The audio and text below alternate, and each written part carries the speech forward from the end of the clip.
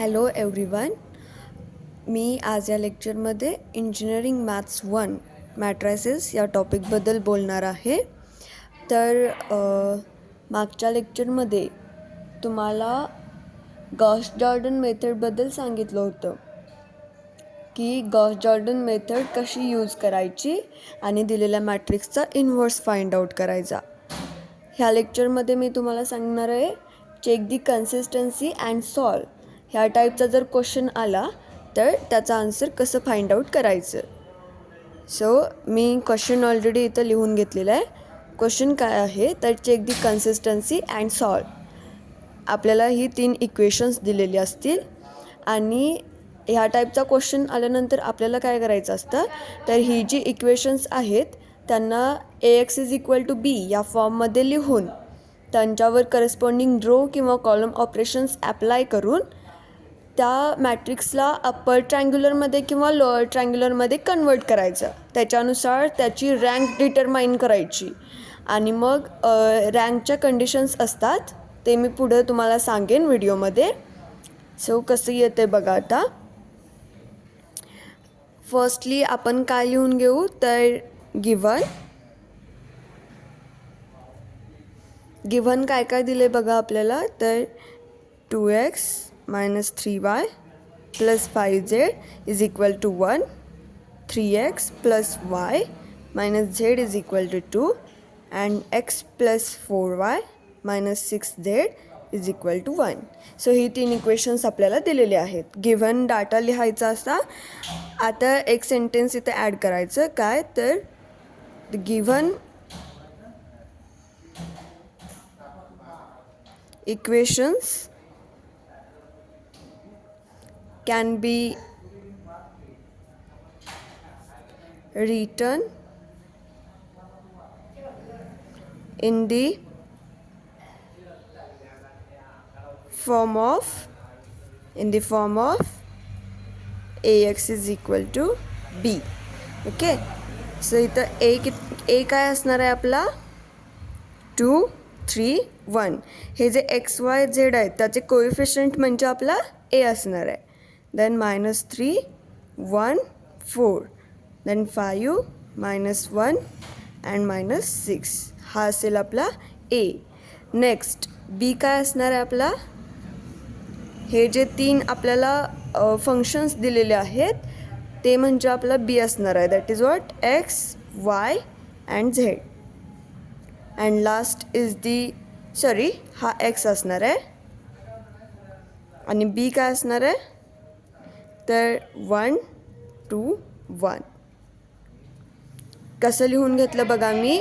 A= 2, 3, 1. Okay. Then -3, 1, 4. -3, 1, 4.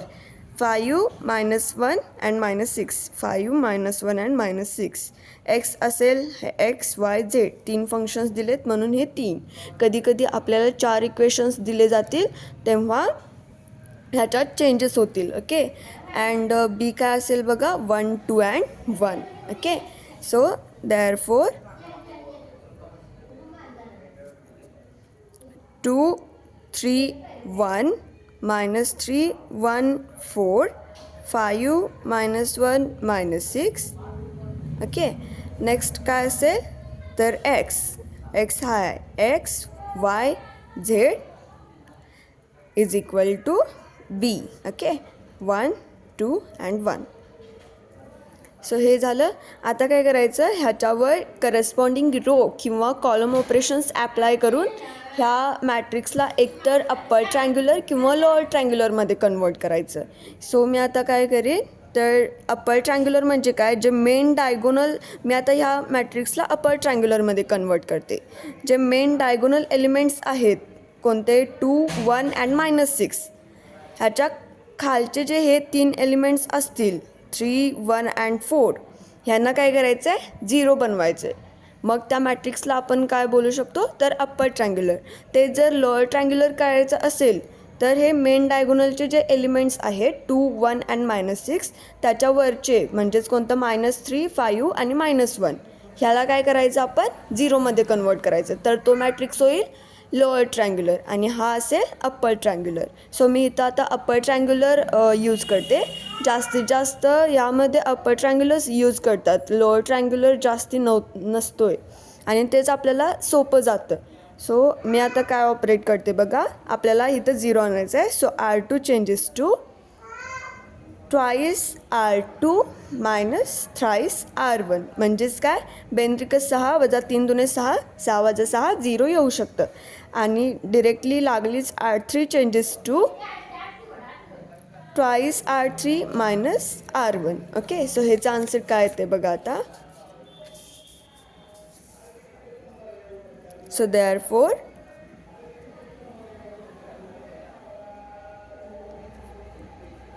2 0 0 minus 3 11 11 5 minus 17 minus 17. Okay, x Y Z as it is तसेच राहील. आपण जो ह्याच्यात चेंज करणार आहे, गॉस जॉर्डन मेथडमध्ये आपण बघितलं करस्पॉन्डिंग दोन्ही पण मॅट्रिक्सवरती ऑपरेशन्स ॲप्लाय होतात, तसेच आता बीवरती सुद्धा ॲप्लाय होईल. सो ह्याचा आन्सर येईल 1 1 1. ओके, नेक्स्ट काय करता येईल, आता आपल्याला हा एक एलिमेंट 0 बनवायचा आहे. So R3 changes to R3 minus R2. Okay, so therefore 2 0 0 minus 3 11 0 5 minus 17 and 0. Okay, x y z and then what, 1 1 0. So आता आपला ए आहे हा, तर एची रँक बघा काय येते, रँक ऑफ ए. रँक म्हणजे काय, मॅट्रिक्सची रँक आपण कशी डिटरमाइन करतो हे आधी समजलं पाहिजे ह्याच्यामध्ये. तर मॅट्रिक्सची रँक जे नॉन झिरो एलिमेंट असतील किंवा नॉन झिरो रो असतील ते म्हणजे आपली रँक असते. इथं आता नॉन झिरो हे पूर्ण झिरो, त्यामुळे हा रो आपण कन्सिडर नाही करू शकणार. रो रँक डिटरमाइन करताना हा रो कॅन्सल होईल. ह्याच्यात नॉन झिरो आहे म्हणजे 11 आहे मायनस 17 आहे, ह्याच्यात पण नॉन झिरो म्हणजे हे दोन रो नॉन झिरो आहेत. तर मग हे रँक ऑफ मॅट्रिक्स म्हणजेच रँक ऑफ ए म्हणून हे दोन रो आहेत नॉन झिरो एलिमेंट, तर मग ह्याची रँक येईल 2. तशीच आता रँक ऑफ ए ऑगमेंटेड बी आपल्याला डिटरमाइन करायची आहे. मग त्याला काय करता येईल, तर हा आहे आपला ए. 2 0 0 मायनस 3 11 0 5 मायनस 17 0. बी काय 1 1 0. सो रँक आपण कशी डिटरमाइन करतो, तर जे मॅट्रिक्समध्ये नॉन झिरो रोज असतील ते आपण रँक म्हणून विचारात घेतो. मग इथं नॉन झिरो रोज किती आहेत, 1 and 2, म्हणजे rank of A augmented B पण किती आले, 2. ओके, सो मग आपण आता कंडिशन्स ॲप्लाय करायच्या. Rank of A is equal to rank of A augmented B जर असेल तर given equation of given system of linear equations काय असतात, कन्सिस्टंट असतात.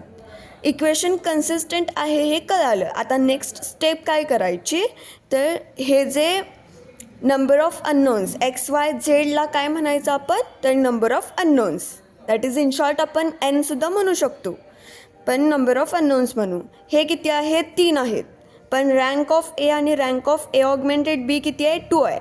त्यामुळं rank of A is equal to rank of A augmented B is not equal to number of unknowns.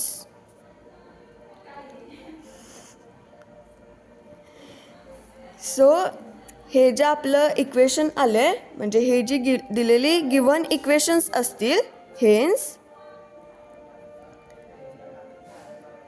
Given system of